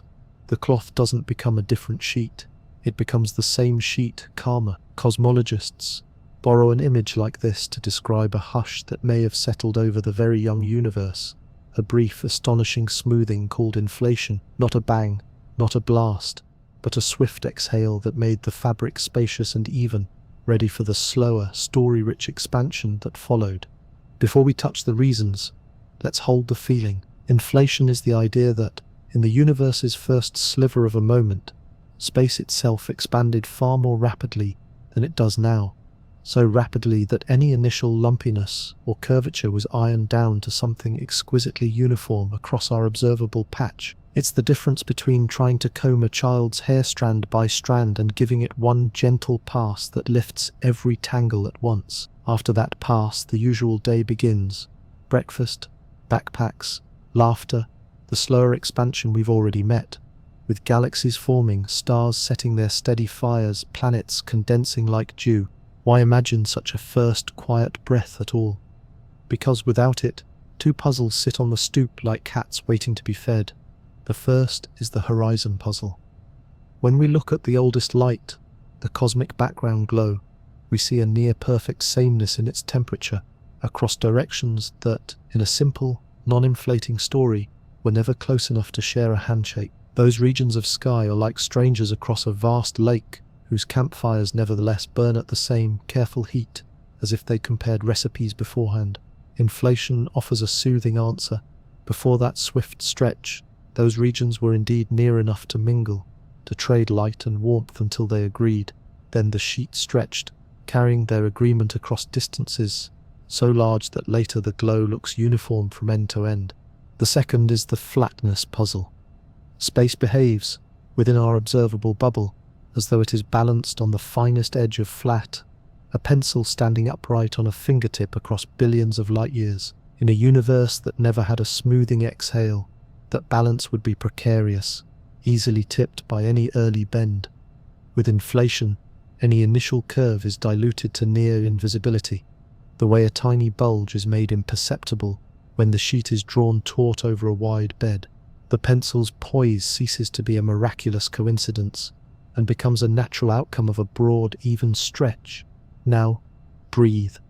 A third, quieter puzzle also finds comfort here. Certain exotic relics that might otherwise crowd the early universe are thinned to absence. Like motes whisked into vastness, it isn't that inflation chooses favourites. It simply expands the stage so quickly that any rare heavy actors are left scattered too sparsely to dominate the play. But inflation is more than a cosmic iron. It may also be the seed planter. While the fabric was stretching, the tiniest quantum ripples, the vacuum's own soft tremors, were pulled from subatomic hush to macroscopic whispers. Imagine the lake in darkness, ruffled at first by ripples, the size of eyelash shadows, then imagine those ripples being gently magnified, the pattern preserved as the surface widens. When the swift stretch ended, those amplified whispers became the blueprint for everything. Slightly denser here, slightly thinner there, the barest freckles that over billions of years gravity would deepen into galaxies, clusters, and the filaments and voids we map today. The universe's grand architecture, traced back to quantum murmur, there's poetry in that. What then brought inflation about? What steered the hand that smoothed the sheet? Many stories use a special field, a cousin to those we met in the vacuum's hum, perched high on its own energy landscape. While the field lingered on a gentle slope, its stored energy acted like a near-constant pressure in space, encouraging that rapid, even expansion as the field slowly rolled and finally settled into a lower, more ordinary state. The swift stretch ended. The stored energy was released as a hot, rushing bath of particles and light, a transition sometimes nicknamed reheating, and the familiar hot Big Bang chapter began. In this telling, the bang isn't the very first instant, but the afterglow of the smoothing breath, concluding, we don't need to sign a contract with any single version of the tale tonight. There are variations, different shapes for the energy landscape, different ways the field might have loitered and rolled. Alternatives exist too, that try to explain the same smoothing and seeding without a dedicated inflationary breath. Bedtime is a good hour to let such branching possibilities sit side by side. Still, the charm of inflation is how many birds it seems to calm at once. Uniformity without conspiracy, flatness without fine-tuning, structure seeded with a statistical grace that matches the freckles in the oldest light. If your mind likes pictures more than names, try this trio: the ironing board, a crumpled shirt. The early, uneven universe is given a short pass with a warm iron. The inflationary phase, wrinkles fade, tiny, consistent weaving patterns remain. Those become the seeds of later structure. The bakery window, dough with random bubbles, is pulled and folded so evenly that any local bulge dissolves into smoothness. The faintest marbling in the dough's grain, however, stretches into broad swirls that will guide how the loaf bakes. The lantern field, many small, jittery lanterns flicker in unison as a soft wind moves through tall grass. The wind rises, the field seems to widen, and the once minuscule differences in flicker timing become slow, rolling waves of brightness and shadow across the meadow. A question floats in with the moths. Can we test a moment so early and swift? Not directly by visiting time is our map, and that map was rolled up long ago, but indirectly by listening for the right harmonies. The distribution of those ancient freckles, the slight excess of power at some scales, the gentle tilt across sizes, matches what many inflation tales predict. We also listen for a subtler trace, ripples not in matter, but in space-time itself, primordial gravitational waves born during the breath. Those ripples would twist the polarization of the oldest light in a distinctive, swirled pattern. Instruments are straining their ears for that faint chord. If it were heard, it would be a lullaby sung from the crib of the cosmos. If it is not, The field of possibilities narrows and our story refines. Either way, patient. Even with its elegance, inflation brings philosophical weather. Some versions suggest that the smoothing breath could be, in a sense, self-replenishing, continuing in distant regions while ending in others. Budding off many pocket expanses with differing details, that thought is large, and it can feel lonely if you stare at it too long, as if the universe were an orchard too vast just to walk. For sleep, it's kinder to return to the local. This one sky, this one glow, this one set of physical rules we can read. Grand orchards can stay a rumour at the edge of the field. The apple in your hand is still sweet. Let's keep the scale human for a moment. Inflation doesn't change the everyday. It doesn't tack a purpose onto the cosmos, or remove one. It doesn't cancel the need to make tea, to text a friend, to turn down the lights. What it offers is a soft coherence, a way the early universe could have prepared a stage gentle enough for long lives and slow learning. The sheet was smoothed, the bed was made, the story could take its time. A tiny grounding recap before we tip our heads back to the pillow. Inflation is a brief, early episode of rapid expansion that smooths and flattens, solves the horizon and flatness puzzles without drama, and lifts quantum whispers into the seeds of all later structure. It likely ends in a warm release that begins the hot Big Bang chapter we more commonly picture. Its clues are written in the oldest light's delicate statistics, and perhaps in a still-sought swirl of polarization, an echo from when the universe first caught its breath. From here our path can bend toward futures, given a space that seems unbounded, a geometry near flat, and a late-time acceleration. What fates lie on the horizon of horizons? Slow cooling into darkness, gentle thinning into silence. Rare and speculative dramas. We can tour those possibilities with the same soft lamp we've carried so far, or we can pause, step outside again, and let the sky be just sky. Either way, inhale, exhale. The universe has been smoothing and widening long before us, and will go on long after. And tonight it needs nothing from you but rest.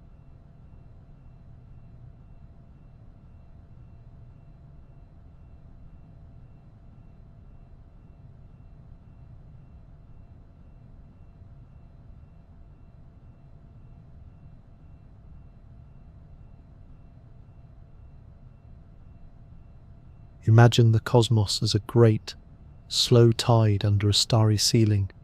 We have felt the tide moving, expansion, then the quiet push of acceleration, and we have listened to the small hum of the vacuum and the smoothing breath of early inflation. Now we turn our attention forward, not to predict a calendar, but to hold a few soft sketches of what later might mean when there is no wall to reach.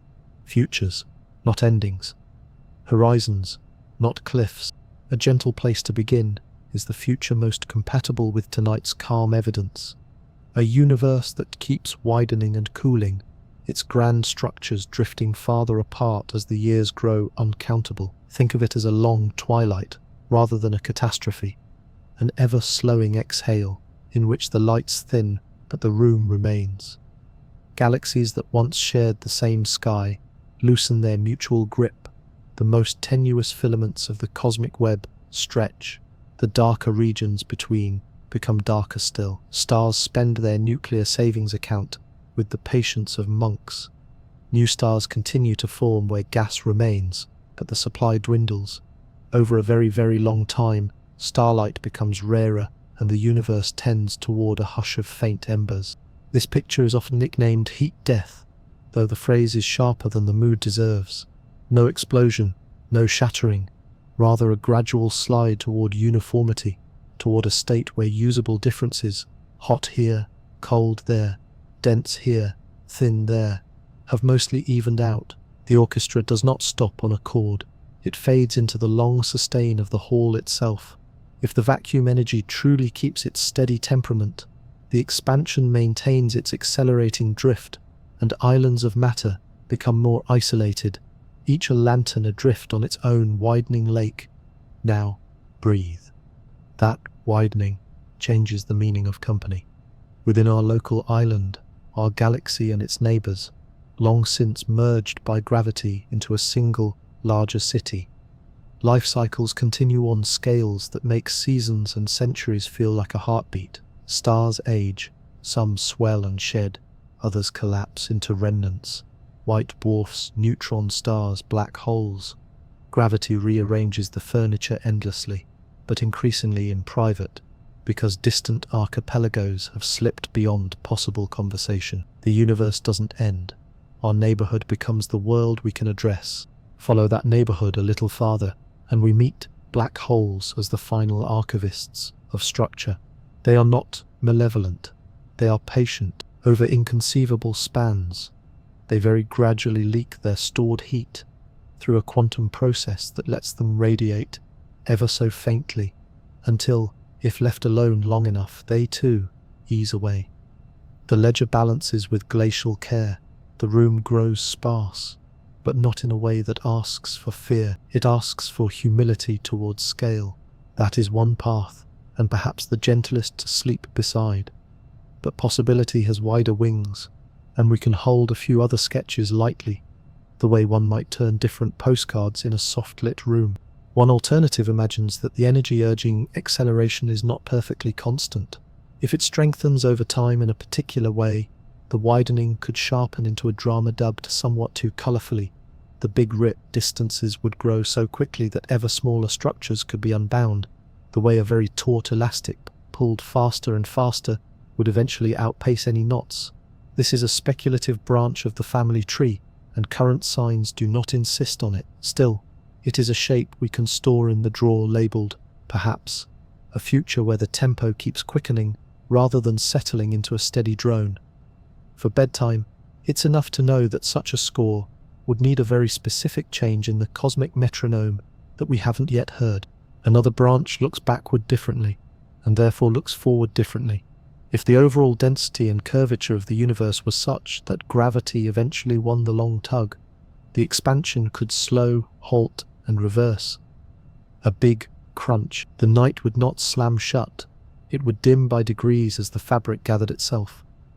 Some imaginative continuations splice a bounce into this arc, a contraction that leads to a renewal, a new outward breath, perhaps even cyclic chapters in an endless, slow waltz. Our best present hints, near flat geometry, a calm late-time push, do not favour a crunch, yet the idea remains a valuable lantern for the mind. Expansion is not the only grammar compatible with the universe. It is simply the one tonight's sky appears to be speaking. Between the long twilight and the dramatic tales lies a bouquet of quiet variations. If the dark energy drifts gently rather than holds perfectly steady, the acceleration could soften in far futures, approaching a kind of open plateau, a coasting epoch. Structures would still thin, horizons would still define conversations, but the tempo of widening would relax from a push to a glide. Alternatively, if the dark energy were to decay into other forms over long spans, the later universe could see its composition evolve, altering the balance of cooling, clustering, and skylines. These are not alarms. They are different patterns of the same, patient theme. No walls, only changing rhythms. When we drift toward futures, it's kind to keep the language non-catastrophic. The scales at play are so far beyond human lifetimes that the word fate can be swapped without loss. For mood, will the universe's late-time mood be spacious and lonely, quickening and dramatic, cyclic and renewing? Our instruments and equations let us sketch probabilities. They do not demand foreboding. Even the loneliest de Sitter future, the technical name for a universe coasting under a perfectly constant dark energy, carries a deep, almost meditative image, a sky that from any one island becomes simpler and simpler, fewer beacons, more silence, until the local is truly local, and the distant is an unreachable rumour. Not an end, a profound privacy. A gentle aside about memory.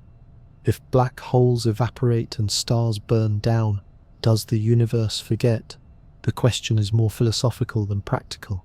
At bedtime, but there is comfort in the belief rooted in the habits of physics that information is hard to erase completely. It may be scrambled, diluted, transcribed into degrees of freedom we hardly know how to read, but the ledger resists the shredder. Even in the long night, the story's letters are not casually burned. They fade into patterns too faint to gather with ordinary eyes. Because we're speaking softly, we can also allow ourselves a human-scale translation. Whatever the grand destiny, the present is abundant. A cosmos that may, one day, thin to embers, has, right now, billions of suns, heavy with planets, stitched into galaxies laced across an unimaginable volume. The thought of a far, cool future needn't shrink today. It can enlarge gratitude. Look how much is here while we are here. The same can be said of every lifespan. Knowing that winter comes does not steal the warmth from autumn light. You might wonder whether any of these futures change our original question. Does space end? They don't add a wall, they add time's texture to the absence of walls. An unbounded universe can grow lonelier or busier, faster or slower, cooler or warmer, in local pockets, and still remain without an edge. In the long twilight, the sense of an end moves inward from geography to communication. Not a line where space stops, but a radius beyond which conversation fails. That's a quieter kind of limit, and easier to befriend. There is one more image to tuck beside your pillow. Gardening in winter. A garden does not end when the frost comes. It enters a different intimacy. Seeds wait, soil rests. The blankness is not a negation of life, but a condition for its return. Cosmological winters, whether literal or metaphorical, invite the same softness.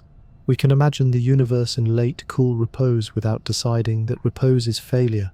It is a mood. Perhaps the only mood large enough to hold so many stories is one that evolves through all of them across spans that have no need of our clocks. Mini recap, whispered. A borderless universe invites futures shaped not by walls, but by tempos. The simplest, most compatible with what we've heard, is a slow, accelerating wideness that cools and isolates. A long night of embers and eventual hush. More dramatic scores, rips, crunches, bounces, depend on changes in the cosmic metronome we haven't yet observed, though they remain as thoughtful possibilities in the gallery. None of these sketches installs an edge. They rearrange horizons and redefine company. When you're ready, we'll turn our lantern towards something nearer and more personal. The horizon of understanding itself, how our measurements and metaphors set the room we can think inside, and how to live, sleep, even next to questions that may stay slightly ajar.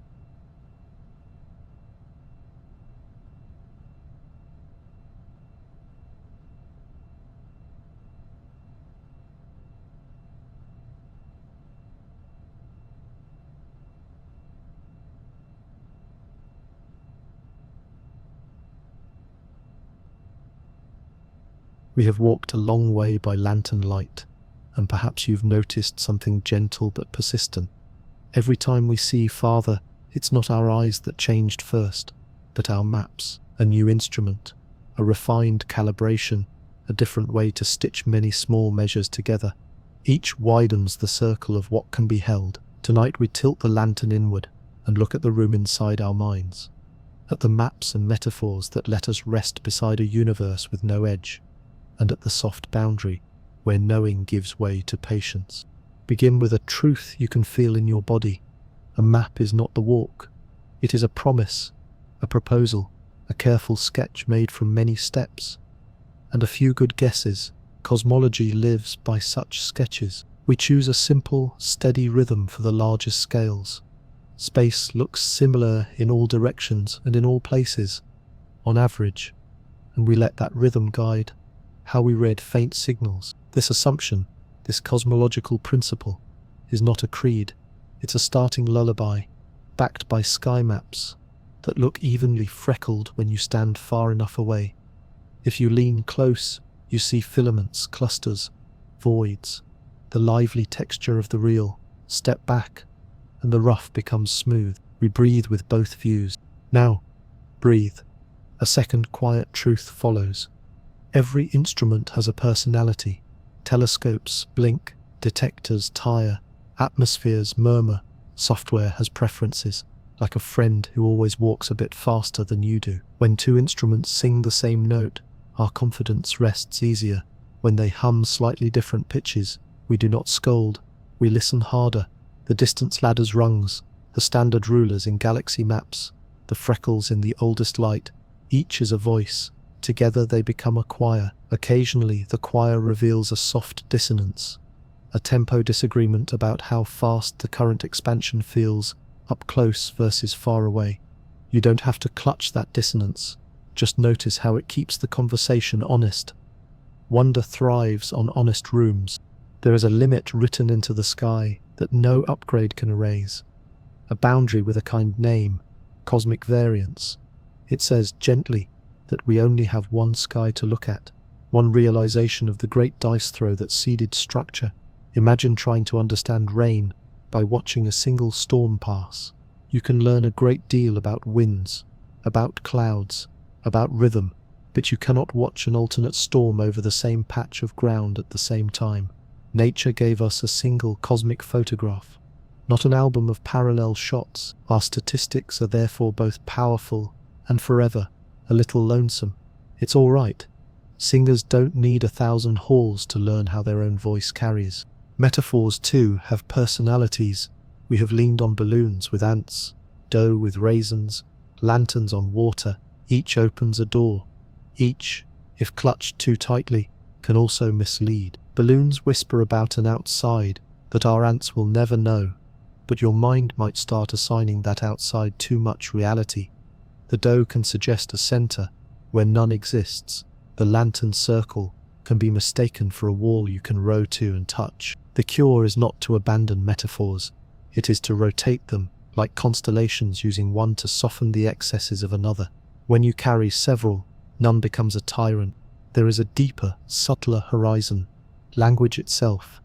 Words like end, edge, beyond, infinite, and nothing are heirlooms from daily life. Where rooms do have walls and cups do have rims, we borrow them for the cosmos, and then feel the pinch where the fit is too tight. If end implies a border you could lean on, its usefulness thins in a universe where limits are drawn in time and not in fences. If infinite makes your chest feel wide and dizzy, let it relax into unbounded or without a stopping place you can reach. If nothing clangs like an accusation, let it soften into ground state, vacuum, the everywhere background. Language can cradle or crowd. Choose the pillows kindly. How then do we live and sleep beside questions that will likely remain ajar? We practice graded belief. Not all confidence has to be total. Some ideas earn a near whispered, very likely. Others are plausible. Others are lovely, but unproven story. And a few a sweet thought experiment. Our stroll so far offers one such grading horizons, not walls, very likely. Expansion without an outside, very likely. Near flat, local geometry, very likely. Finite yet unbounded topologies, possible. Softly testable, dramatic futures, possible, but needing special tempos we haven't seen. Multitudes of elsewhere universes perhaps, but not required for sleep. Graded belief is not compromise, it is craftsmanship. Another practice is epistemic humility, which is just a scholarly way to say, keep a little bow in your posture toward the unknown. In a universe this large, certainty can be loud but brittle, while curiosity is quiet and strong. Humility does not mean refusing to decide. It means noticing where your decisions sit, on data that is rich or thin, on assumptions that are sturdy or fresh, on metaphors that are generous or tight. It means making room for revision without making a home for anxiety. An image helps. Picture a shoreline at dusk. The tide erases and redraws the line between wet and dry, with each small wave. If you were to take a photograph every minute and lay them out, you'd see a sashaying border. Our horizon of understanding behaves the same way. New measurements lap forward. Old interpretations recede. A fresh metaphor throws a brighter color on the sand. The beach isn't fickle, it's alive. You can walk there safely because you know what changes and what holds. We can also hold two kinds of truth at once without strain, the instrumental and the existential. Instrumentally, does space end, is answered with models, fits, error bars, Posterior distributions, tools that, frankly, make poor lullabies. Existentially, the same question is answered in the register of meaning. What does it do to us to realize there may be no wall to press against? For many, it unsettles at first, then settles into something kind awe without urgency. If there is no finish line, then there is no race. The night is for wandering, not winning. A small, tender caution about proof. In mathematics, a proof is a cathedral with every stone mortared. In physics, we trade in convergence, many lines of evidence meeting, contradictions thinning, predictions landing in the right neighborhood again and again. Convergence is a forest of healthy trees, not a marble hall. If you find yourself longing for marble at bedtime, touch your pillow and remember, forests are softer to sleep in. What about the edges we do know? Edges of maps, edges of sight, edges of applicability. Each is an invitation. The edge of a survey says, turn the telescope here next. The edge of visibility says, wait, more light is on the way. The edge of a theory says, refine me or teach me where I stop. None of these are insults. They're work orders written in a calm hand, and sometimes stepping back from an edge is the right move too. Exhaustion masquerades as urgency. The night will hold. Let this be a bedside exercise. When a big question circles your thoughts, what if the universe is infinite? What if there are countless other regions I will never meet? What if the future is a long hush? Try answering with scale matching. Pair cosmic sighs with human rituals. Making tea, texting a friend, turning off a lamp. Pair cosmic time with breath. In out, in out. Pair uncertainty with kindness. I will let this remain open and still sleep. You're not dismissing the cosmos. You're inviting it to be the backdrop to a well-lived smallness. A short story to place on the nightstand. A cartographer maps a coastline for years. The closer she measures, the longer the coast becomes. Bays within bays, rocks within rocks. She learns to write her numbers with honesty and her sentences with humility. One evening she stops, steps back, and watches the tide erase her boot prints. She smiles. The map is truer than yesterday's, and still a sketch. The sea is not offended. Mini recap. Held lightly in the palm, our knowledge is a set of maps. Beautiful, provisional, overlapping. Instruments sing with personalities. Metaphors are tools with soft edges. Language must be chosen like pillows. Some limits are hard. One sky only. One photograph of the ancient glow. Others are soft assumptions that can be traded when a better tune appears. Living beside open questions is not a failure. It is the stance that makes sleep and science sustainable. From here we can play a final game of imagination. If there were an edge, what could that even mean? A coordinate seam, a topological boundary, a mirage made by the way we ask. In our next chapter we'll test a few thought experiments, gently, to see how edges behave in stories and why most dissolve when you touch them. After that, we'll return to where we began, under the velvet sky, to close the circle with gratitude and a soft goodnight. For now, rest with this. Not every door needs to be open to enjoy the house. Settle in. Let the night be broad and unhurried. We've carried the question, does space end, across many quiet rooms, and each has suggested horizons without walls. Before we close the circle, let's try on a few thought experiments, the kind you hold like seashells to your ear, to hear what an edge would have to be like, and why, almost every time it dissolves into something kinder. Begin with the simplest picture, a wall in space, like the far fence of a field.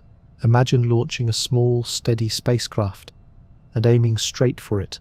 What would you expect to see as you neared such a wall? If it behaves like walls in rooms, the wall would define an absolute direction. That way becomes special. But our night has a different habit. On very large scales, no direction is privileged. The sky looks on average the same in all directions. An honest wall would break that spell. Distant light from beyond it would be absent.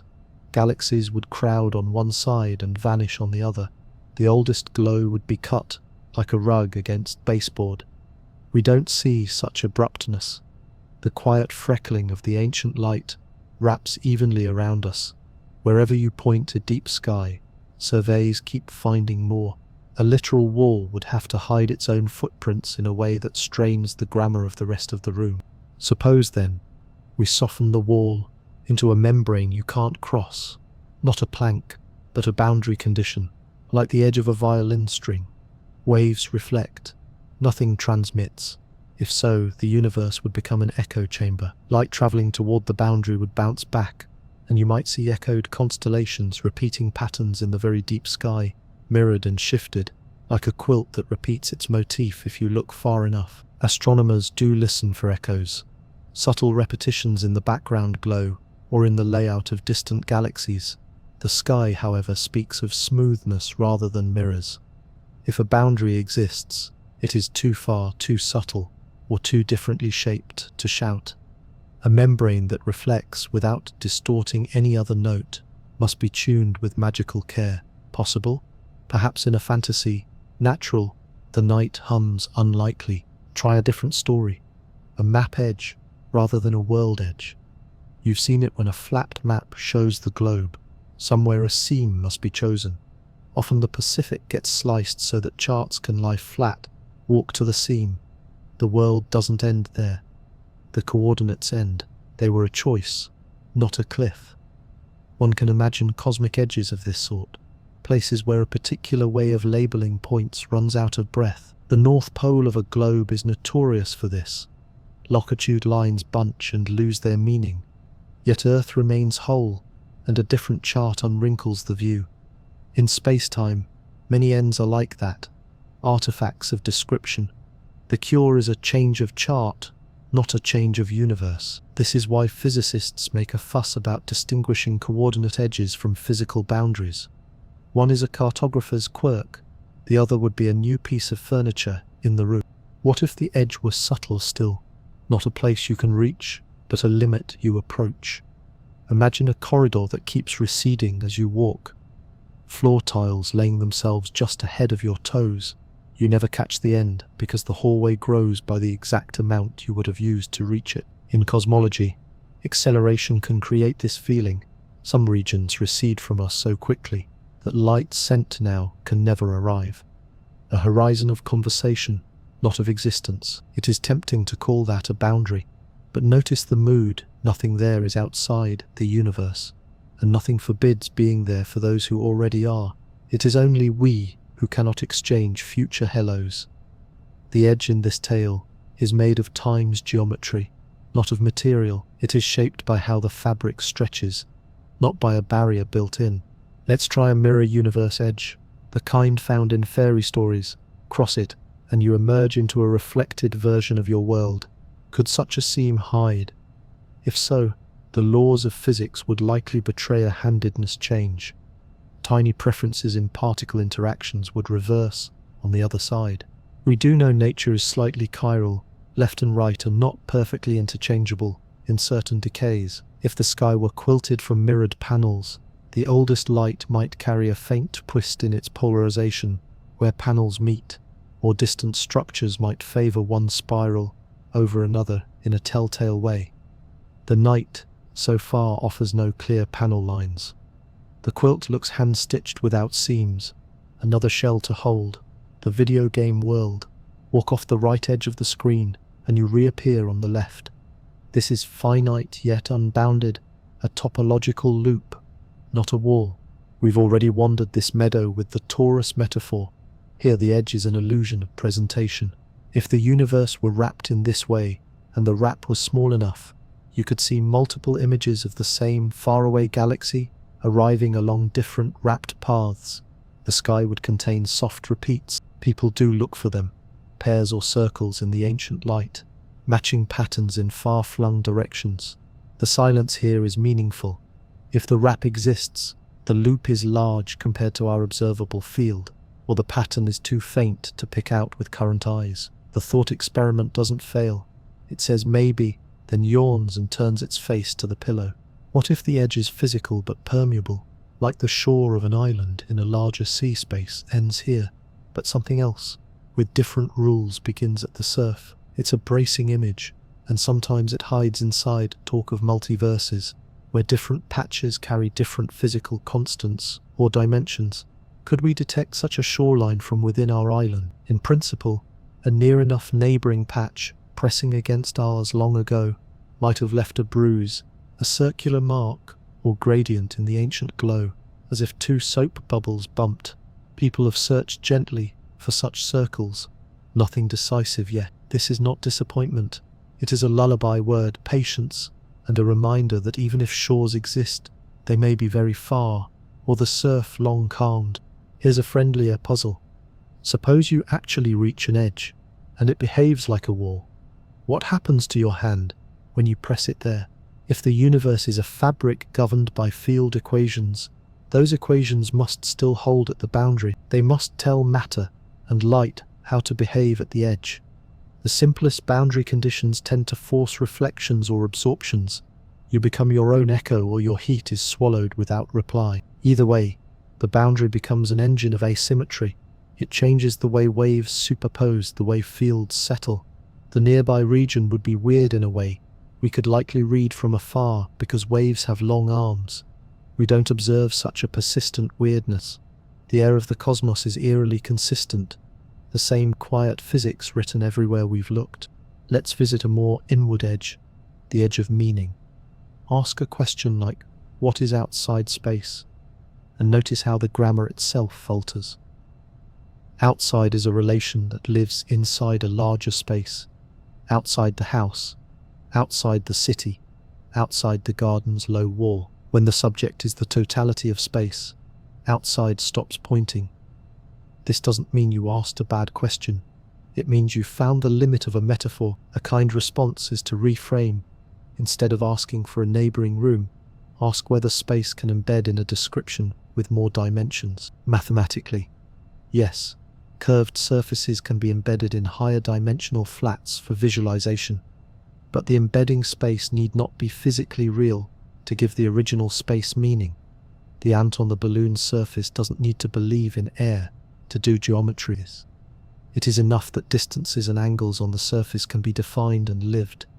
The edge here is our language, not the world. Try the opposite turn. A center rather than an edge. Could there be one privileged place from which expansion flows? Our raisin dough and Lantern Lake pictures already coaxed this away. In a uniform expansion, every place sees the same drift. A true center would appear as an imbalance in the big statistics, densities tilting, expansion different in opposite directions, the ancient glow warmer one way, cooler the other. We do see tiny tilts from our own motion, our local island drifting through the sea, but once we subtract our sway, the deep sky looks evenly hushed. A centerless widening leaves no corner to lean against, and so the desire for a center is another version of the desire for an edge, somewhere to aim the word beyond. The night gives us a round instead, one more, an edge in time. You can imagine a universe that comes into being at a moment, the way a story begins on page 1. Is that a boundary? In some senses, yes. Before page 1, the story is undefined, but notice how your mind searches for earlier pages anyway. Time invites prefaces, cosmological models answer softly. Some extrapolations lead to a true beginning, others to a region where time's meaning changes, still others to cycles, or to a smoothing breath that sets initial conditions without asserting an absolute first tick. In these tales, the edge is again not a wall, but a change in the grammar, from the tense where earlier is meaningful to one where it isn't. You do this every night. You carry waking time to the bed's threshold, then hand the story to sleep, where minutes behave oddly. The world does not end at that edge. It transitions, a playful, grounding thought experiment. Take a small, glowing bead and set it sliding along a straightest path, a geodesic, while you watch from far away. If space has an edge, the bead's path must either stop, reflect, or wrap. Stopping violates the bead's modest inertia, unless some new interaction appears at the edge. Reflection would create mirrored tracks that could, in principle, be read in the background hum. Wrapping leads us back to the friendly torus, with its softly testable repeats. When you filter possibilities this way, stop, reflect, wrap, the first two feel contrived. The third we've already folded into our yes maybes. The bead keeps sliding through the night, and you roll back onto your pillow. Every thought experiment we tried carries a moral disguised as a lullaby. Edges demand explanation. They are not the neutral default of space. They are additional rules, and additional rules tend to leave fingerprints, directionality, echoes, seams, asymmetries that would have to hide in a sky that so far prefers evenness at great scales. It's not that edges are forbidden, it's that the universe we observe is well-mannered in ways that make edges feel like special pleading. A small, soothing recap then. Walls would shout by cutting patterns, membranes would echo, coordinate ends would evaporate under a new chart, receding limits are horizons made of time, mirror seams would twist the sky, wrapped worlds would repeat motifs, shores with other laws might bruise the ancient glow, centers would tilt the statistics, temporal edges might be changes of tense rather than doors. In nearly every case, careful listening favors horizons and grammars over fences and planks. From here, the path circles home. We have one chapter left, to return to the hillside, under velvet sky, to gather our lanterns and the humble yeses they gave us, and to close with gratitude. If you'd like, we'll let the universe be vast and edgeless for a while, and treat that as permission, not to solve everything, but to sleep well within it. Come back with me to the hillside where we began. The grass cool against your palms, the air with that faint mineral sweetness of night. Above, the sky is still the color of velvet, stitched with quiet fires. Somewhere a moth makes a paper sound. Somewhere a late train folds distance with a single far note.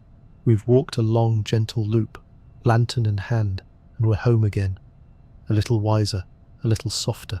Breathe in, and let the shoulders melt. If you place your attention outward, the stars arrange themselves in their old familiar stories.